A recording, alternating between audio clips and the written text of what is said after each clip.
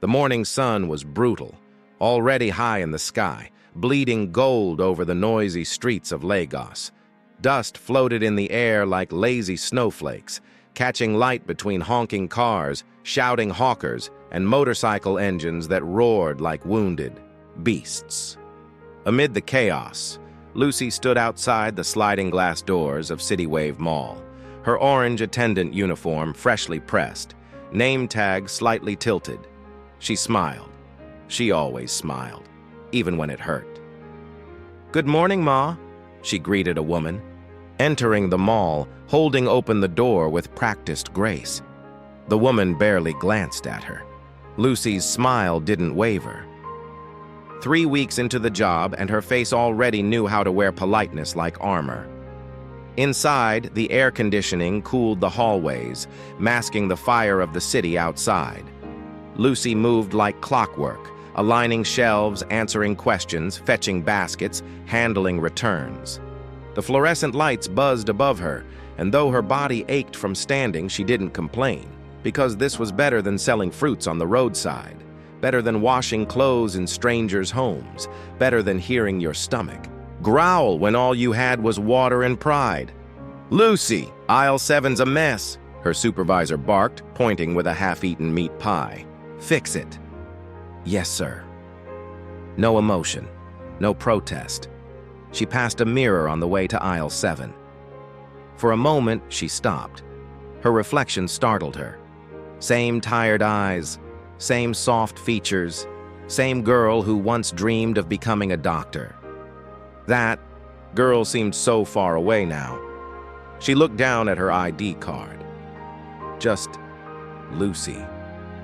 No titles, no degrees, no future. She shook the thought away. Not now. Not at work.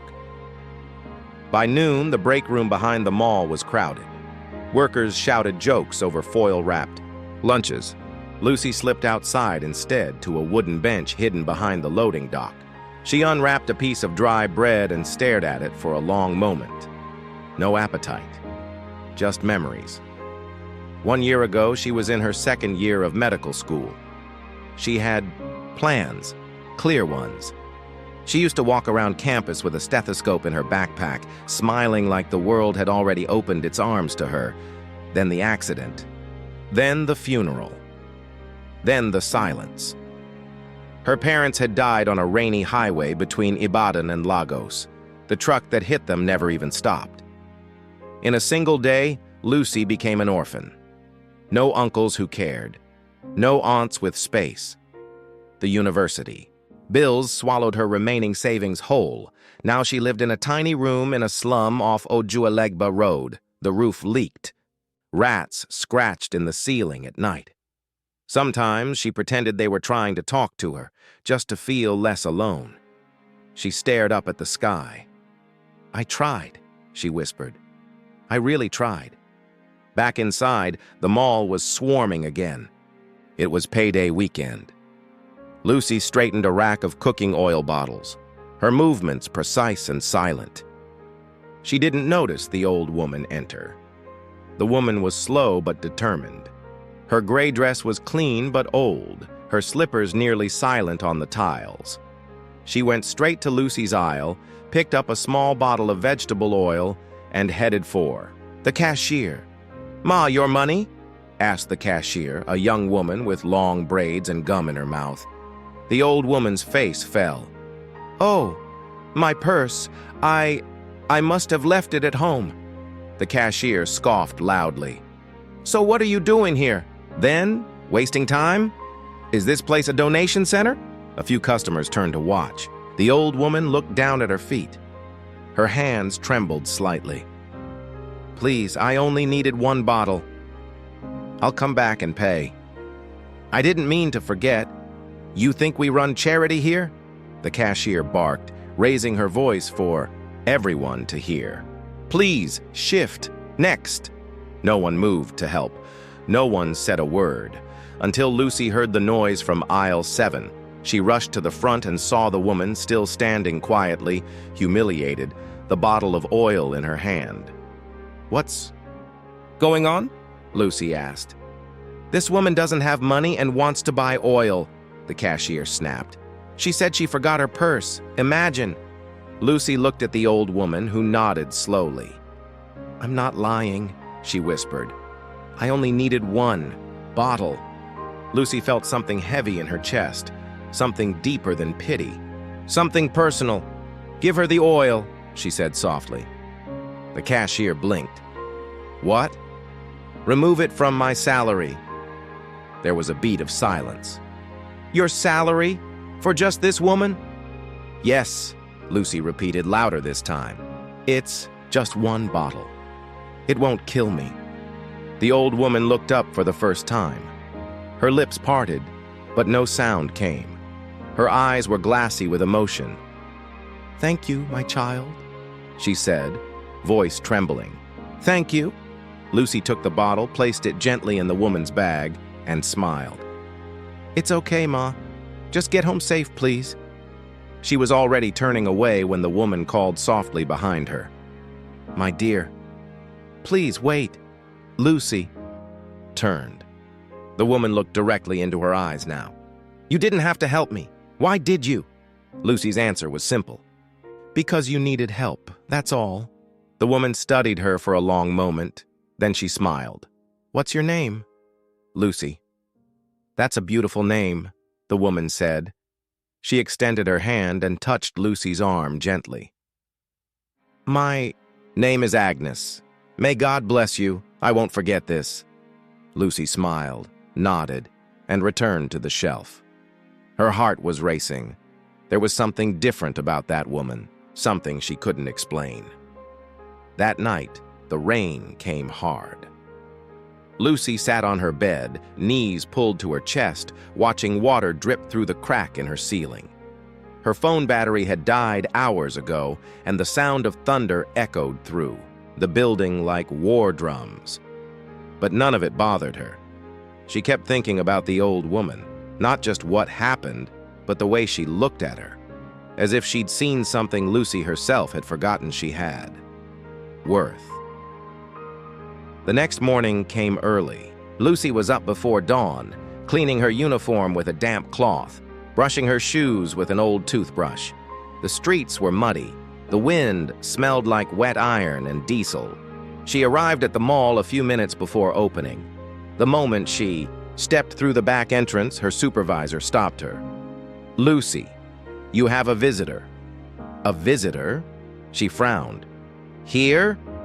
The supervisor pointed to the customer lounge near the entrance. Sitting there, calmly sipping water, was the same old woman from yesterday, Agnes. She wore a clean blouse and a soft smile. Lucy walked toward her cautiously. Ma, good morning. Agnes stood, took both of Lucy's hands in hers and said, I've been thinking about you all night. Lucy blushed. You didn't have to. I did, Agnes interrupted gently, because people like you don't appear often. Before Lucy could respond, Agnes leaned closer and said something that would stay with her for the rest of her life. How would you feel if I invited you somewhere this weekend, just to talk? Nothing more. Lucy hesitated. Talk? About what? Agnes smiled. About opportunities. The clink of glass echoed through the high-ceilinged living room. Mrs. Agnes Badmus set down her cup of juice with deliberate calm, her fingers lingering on the glass.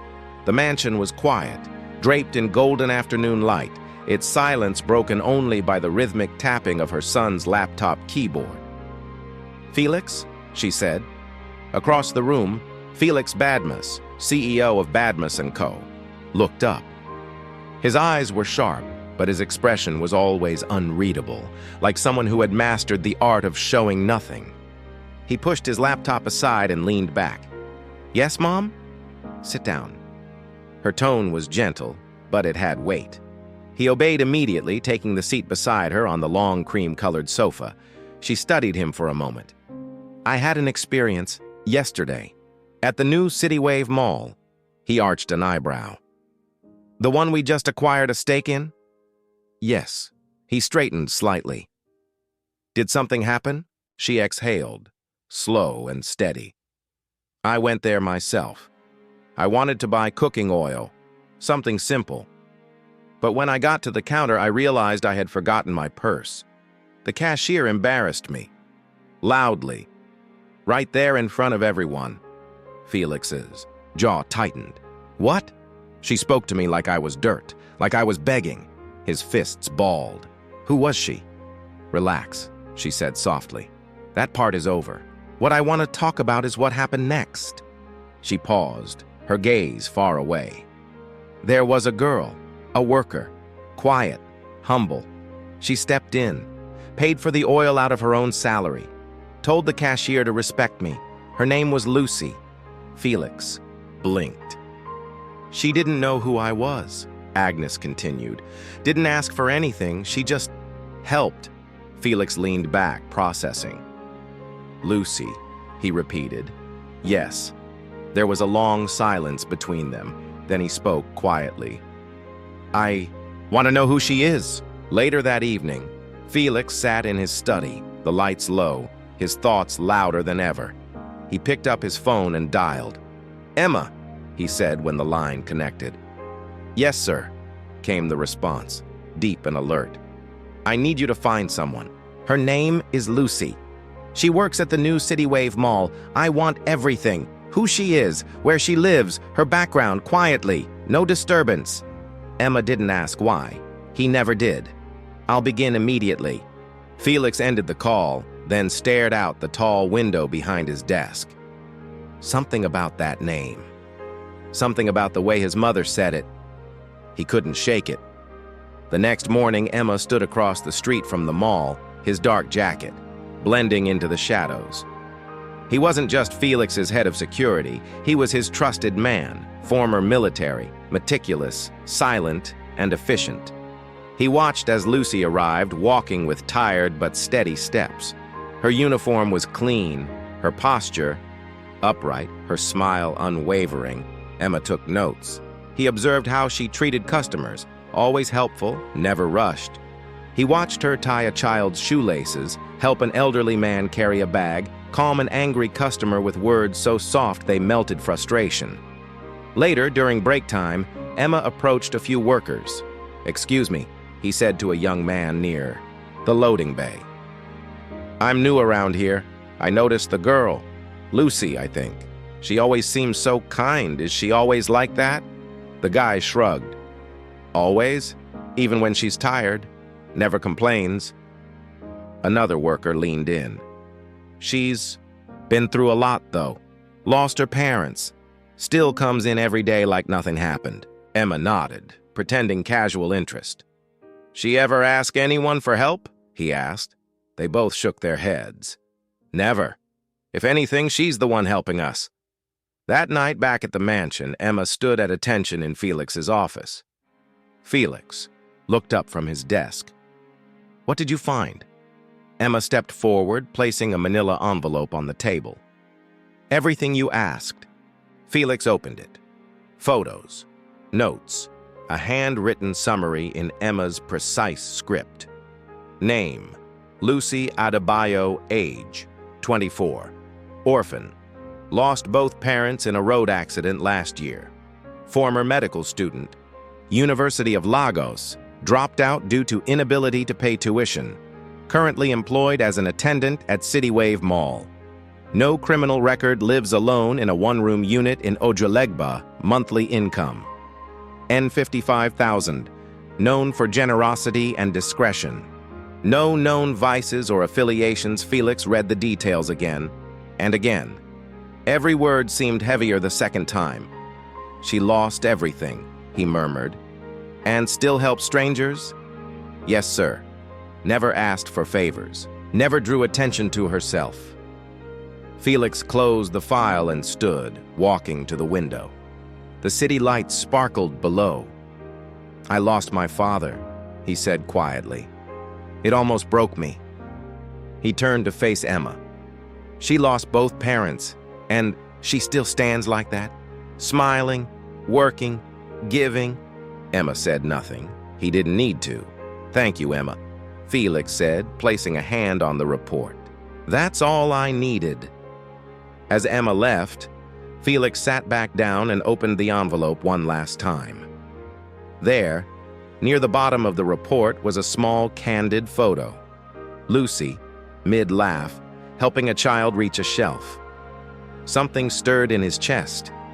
Not pity, not curiosity, respect. The next day passed slowly. Felix attended meetings, reviewed contracts, and shook hands with government officials, but his mind wasn't in it. Every conversation felt like static, every signature meaningless. That night, as he entered the house, his mother was waiting in the dining room, flipping through a magazine. "Did you find her?" she asked casually. "I did," he said. "And?" "She's more than you described." Agnes smiled knowingly. "I told you, I want to meet her," he said. Agnes paused. "I already invited her to tea this weekend." Felix's brow lifted. "What?" She didn't say no. He laughed under his breath. "Of course you did." Agnes folded her magazine and stood. "This girl, Felix, she's not like the others you've met. She won't be impressed by your name, or your car, or this house." "I know," he replied.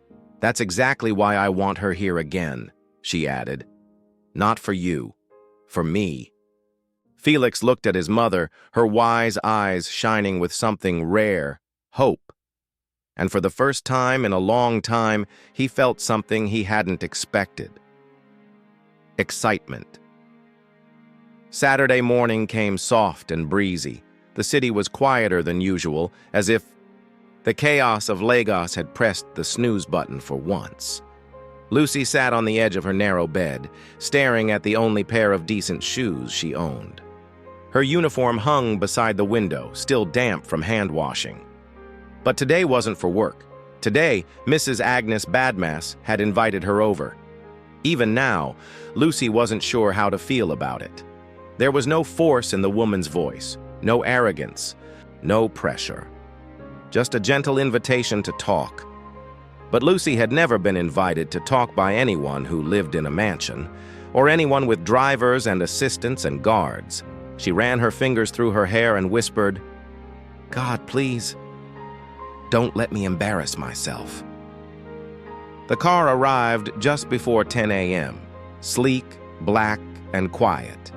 The driver, polite and professional, stepped out and opened the door like she was someone important. Lucy sat nervously in the back seat, hands folded tightly on her lap. The streets of Ojuelegba faded quickly behind them, replaced by wide roads, palm-lined gates and homes the size of office buildings. When the car stopped, her breath caught. The Badmas residence didn't look like a house. It looked like something off a TV show, long glass windows, ivory columns, and a garden that probably had its own gardener. "Don't run," she muttered under her breath. "Just walk like you belong." A maid opened the door. "Welcome, Miss Lucy." Lucy blinked. "Miss?" She was guided through a cool hallway that smelled like fresh lemons and something expensive she couldn't name. When they reached the living room, she found Mrs. Agnes sitting gracefully in an armchair, wearing a pale blue dress and a smile that was warm and real. "Lucy," she said, standing. "I'm so glad you came." Lucy gave a small, respectful bow. "Thank you for inviting me, Ma. Come, sit." Agnes patted the cushion beside her. "Would you like juice? Tea? Water?" "Water, please." The maid disappeared, and the silence between them was surprisingly comfortable. Agnes studied her for a moment. "You look nervous." "I am," Lucy admitted. "Don't be." "I didn't bring you here to interrogate you. I brought you here because I haven't stopped thinking about what you did for me." Lucy looked down, embarrassed. "It was nothing, Ma. Anyone would have done it." Agnes raised a brow. "No, my dear. Not everyone. In fact, almost no one did. That mall was full of people. Yet only you stepped forward." Lucy said nothing. Agnes stood and walked to a small side table. She returned with a brown envelope and a small velvet box.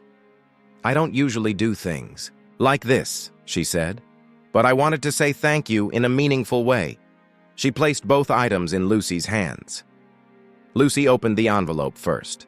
Her breath caught. A thick bundle of cash stared back at her. She looked up, shocked. Wait, Agnes said gently, opening the box next. Inside was a gold chain and bracelet, delicate but elegant. These belonged to me years ago. I was saving them for someone special. Lucy's hands trembled slightly. Then, slowly, she pushed both items back toward Agnes. I can't take this, she said. Agnes blinked. Why not? I didn't help you for a reward, Ma. I helped because you needed help. That's all. The room went quiet. Agnes stared at her, eyes softening. You're sure? Lucy nodded. Yes, Ma. I've had hard days too. I know what it feels like to be helpless. I just didn't want you to feel that way. Agnes held the envelope and the box close to her chest, deeply moved. You are different, Lucy. Very different. A voice cleared gently from the doorway. Lucy turned and nearly forgot how to breathe. Standing there was Felix Badmus. She knew the name. She'd seen him on the news, in business magazines. He was always described the same way: young, brilliant, private. He looked exactly like the pictures, only taller, more real. Good morning, he said, walking in with calm confidence. You must be Lucy. Lucy stood quickly. Good morning, sir. No need for formality, he said, smiling slightly. Sit, please. She obeyed, heart thumping. Felix glanced at his mother. Is this the young woman who told your cashier to behave herself? Agnes smiled. The very one. Felix turned to Lucy. My mother doesn't usually talk about people. Not like this. But she couldn't stop talking about you. Lucy's cheeks burned. I just did what felt right, sir. He nodded. And that's exactly what makes you rare. She looked down, unsure how to respond. Felix sat forward. Lucy, I read a bit about your background. Her eyes snapped. Up. I asked my head of security to look into it. I hope that's not a violation. Lucy said nothing. She didn't know what to feel, embarrassed, grateful, or intimidated. I didn't do it out of suspicion, Felix continued. I did it because I wanted to understand who you were before deciding what to offer you. Lucy blinked. Offer? Felix looked her straight in the eye. I want you to work with me directly. At my head office. As my personal assistant. The words landed like thunder in her chest. I don't know anything about business, she stammered. I didn't finish school. I'm not qualified. Felix smiled. You'll receive training. And more than that, I'm offering to sponsor your university degree online. You'll work and study at the same time, at your own pace. Lucy sat, frozen. She'd imagined getting back to school one day. But this? Why? She asked finally. Why would you do this for me? Felix leaned back, his voice steady. Because you helped my mother without knowing who she was. Because you defended her with nothing to gain. Because that kind of heart is exactly the kind of person I want near me. Lucy looked at Agnes, who nodded with encouragement. You don't have to decide now, Felix added. But know this. Whatever you choose, our respect for you won't change. Lucy swallowed hard. Her throat was tight with emotion. No, she said finally. I want to. I accept. With all my heart. Felix smiled and something warm passed between them. Not romance, not yet, but possibility. That evening, back in her tiny room, Lucy sat on the floor, hugging her knees, eyes wide open in the dark. Everything had changed, and she didn't even know why her. But somehow, she didn't feel scared. She felt ready. The first day at the Bad Mass.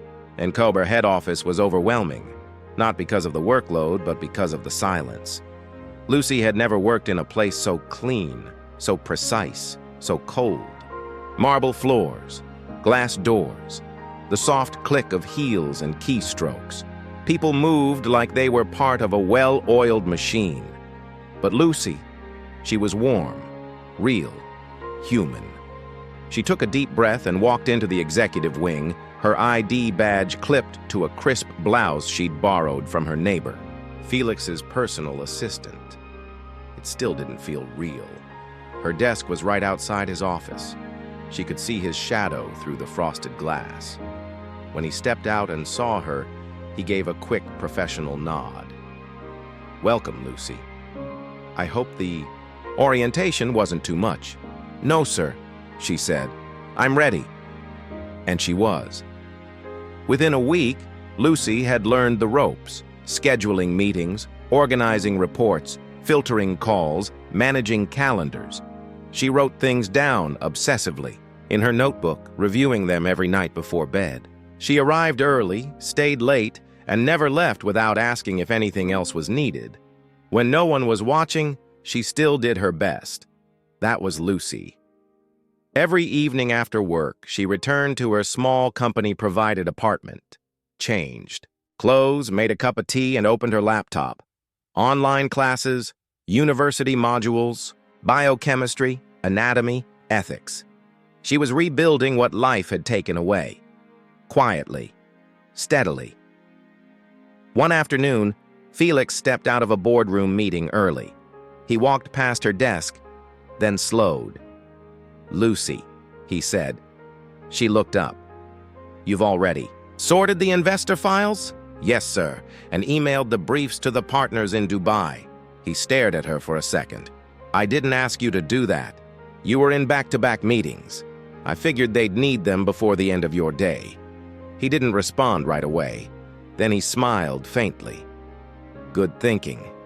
He walked into his office, but stopped just before closing the door. "Do you ever get tired?"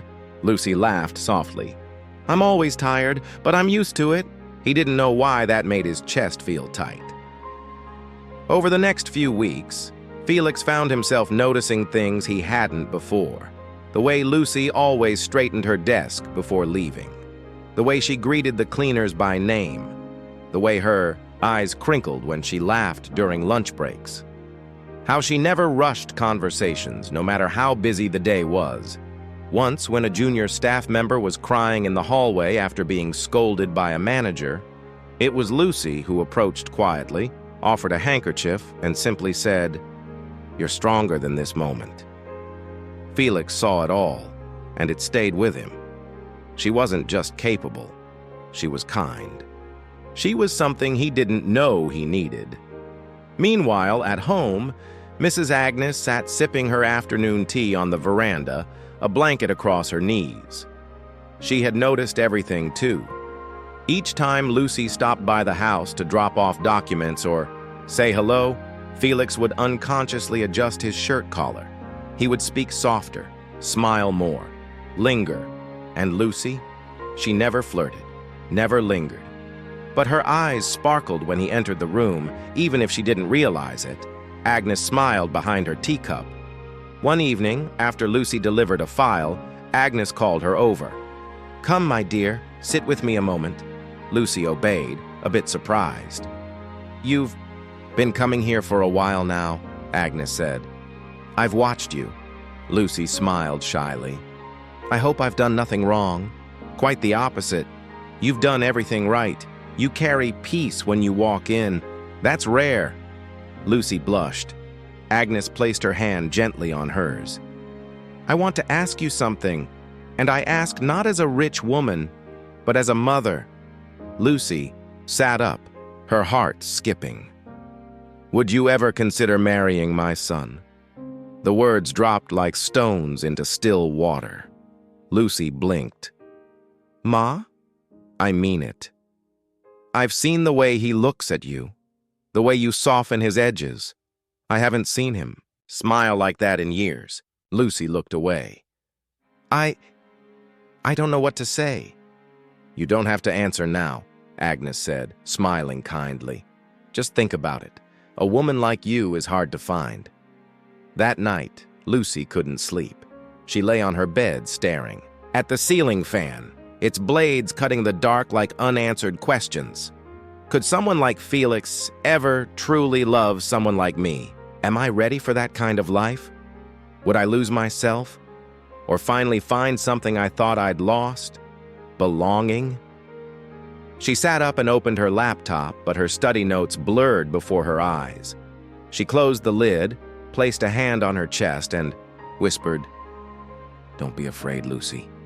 You've already come too far to hide." The next morning, Felix walked past her desk, paused, then turned back. "Do you have any plans this evening?"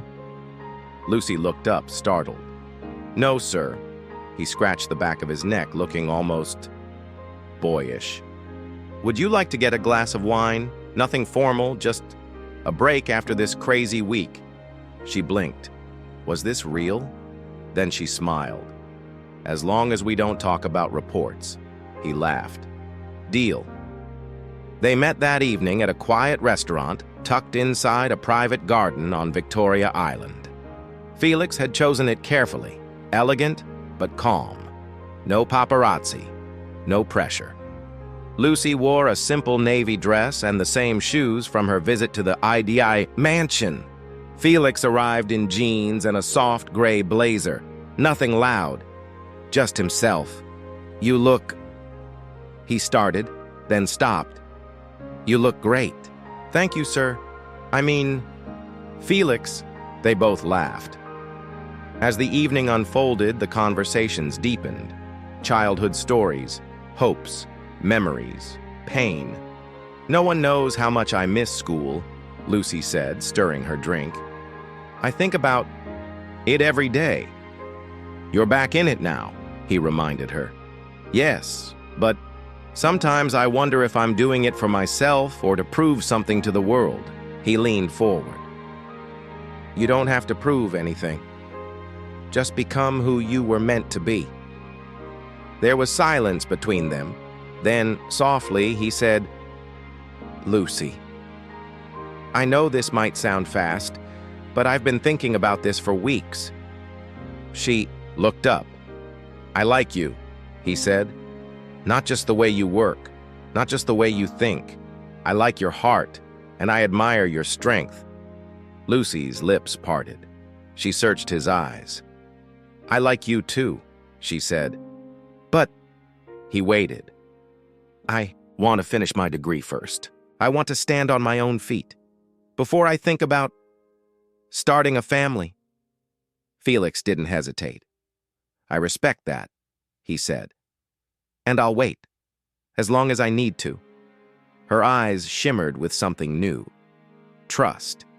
They toasted with their glasses, the clink delicate and full of promise. That night, when Lucy got home, she stood in front of her mirror and whispered, "You're not just surviving anymore. You're growing."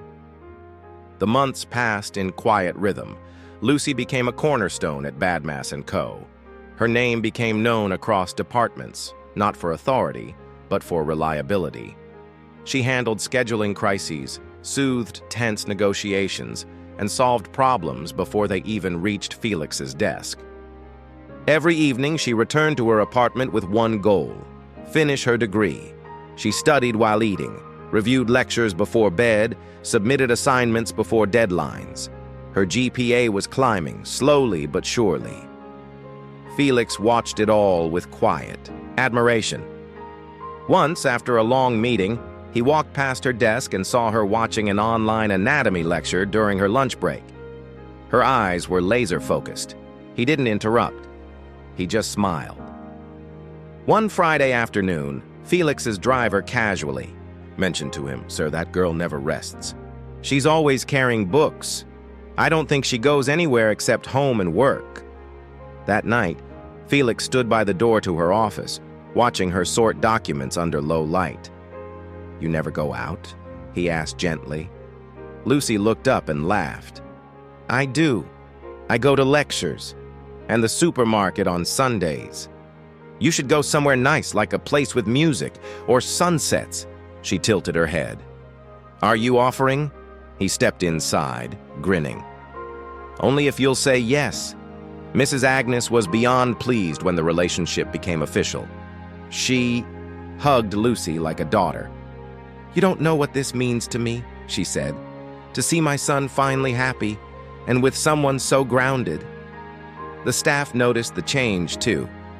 Felix smiled more often. Meetings became less tense.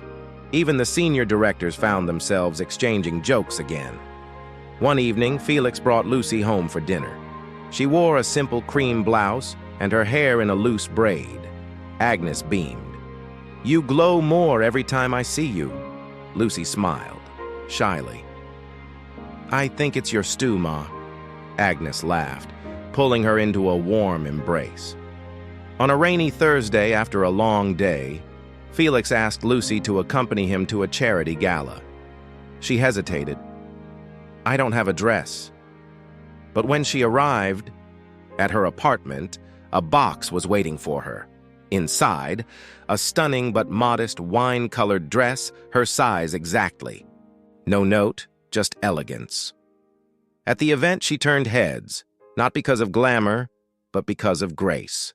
She greeted every guest with humility, thanked every compliment with sincerity. No pose, no pretense. Felix couldn't take his eyes off her.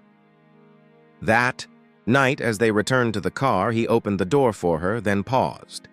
"You were incredible tonight," he said. She smiled. "I was terrified the whole time.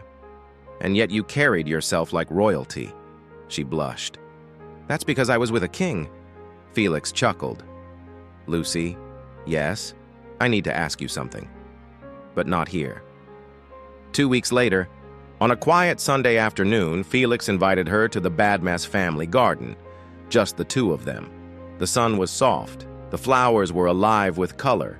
There was a small table with 2 glasses of lemonade. Nothing dramatic. "Come, sit with me," he said. She did. He looked at her for a long moment, then reached into his jacket and pulled out a small box. Lucy's breath caught. "I've been thinking about this for months," he began. "You changed everything. For me, for my mother, for this house." He opened the box. A simple ring. Silver, understated, just like her. "I love you, Lucy. Not for how you make me feel, but for who you are when no one is watching. I want to build a life with you. Slowly, honestly, completely. Will you marry me?" She didn't speak at first. Her eyes shimmered. Then she nodded. "Yes." But then she paused. "There's something I need to say too." Felix looked at her, attentive. "I want to finish my degree before I think about children. I want to stand fully on my own 2 feet first. I need that. For myself." He nodded immediately. "Of course. We build this on your pace, together." Lucy exhaled, relief washing over her. Then he slid the ring onto her finger. "I never imagined I'd say this to anyone," she whispered. "But I'm proud to be yours." Felix took her hand and said, "And I'm proud you said yes." Wedding was not grand. It wasn't in a hall. No TV cameras, no politicians or celebrities. It was in the garden, with close friends, company staff, neighbors, and of course, Mrs. Agnes, who cried through most of the ceremony, even while pretending she wasn't crying. Lucy wore a lace dress that she chose herself. Felix wore a cream suit with no tie.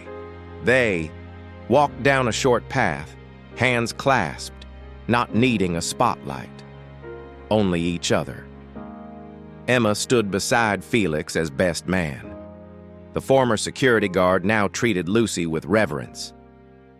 "You're the reason things changed around here," he said to her before the ceremony. "You remind us that character still matters." That night, the new couple sat on the balcony of their apartment, watching the city lights blink like distant stars. "I still don't know why you chose me," Lucy whispered. Felix smiled. Because when no one else saw my mother, you did." She turned to face him. "And now the whole world sees you," he said. They clinked glasses, not of champagne, but fresh mango juice. Months later, Lucy graduated from her online program with distinction. Felix organized a surprise celebration in the company lounge. Staff applauded, and even the board gave her a standing ovation. Agnes hugged her afterward, whispering, "You did it! You made your own name." Lucy looked at the certificate in her hands and smiled, not because of the title, but because she had proven something to herself. If you made it to the end, comment Lionheart, subscribe to the channel, and share this video with your friends and family.